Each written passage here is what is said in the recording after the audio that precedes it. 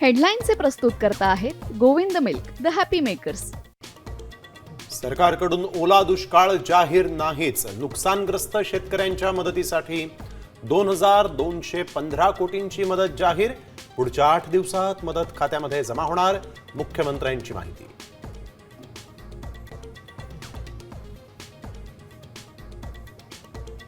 सरकारनं ओला दुष्काळ जाहीर करून एकरी 50,000ची मदत द्यावी, वडेट्टीवार यांची मागणी. तर शक्तीपीठ महामार्ग रद्द करून 80,000 कोटी कर्जमाफीसाठी द्यावेत, सुप्रिया सुळेंची भूमिका.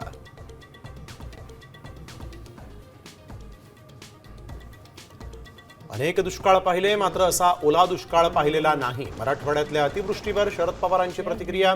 तर शेतकऱ्यांना तत्काळ 10,000 कोटींची मदत करा, उद्धव ठाकरेंची मागणी.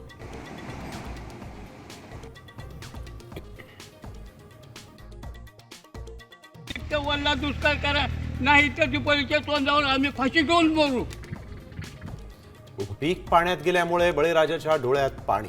सरकारनं ओला दुष्काळ जाहीर करावा, अन्यथा दिवाळीत फाशी घेऊन मरू. नुकसानग्रस्त शेतकऱ्यांच्या व्यथा साम टीव्हीवर.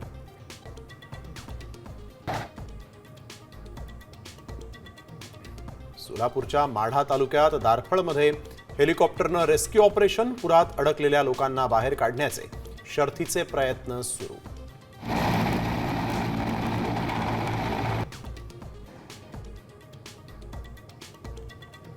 अतिवृष्टीनं पिसलेल्या मराठवाड्यावर पुन्हा पावसाचं संकट.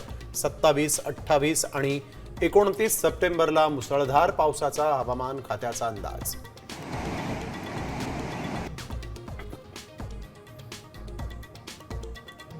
राज्यात पुढील 2 दिवस मुसळधार पावसाचा अंदाज. बंगालच्या उपसागरात कमी दाबाचं क्षेत्र निर्माण झाल्याचा परिणाम. मुंबईतही वादळी पावसाचा इशारा.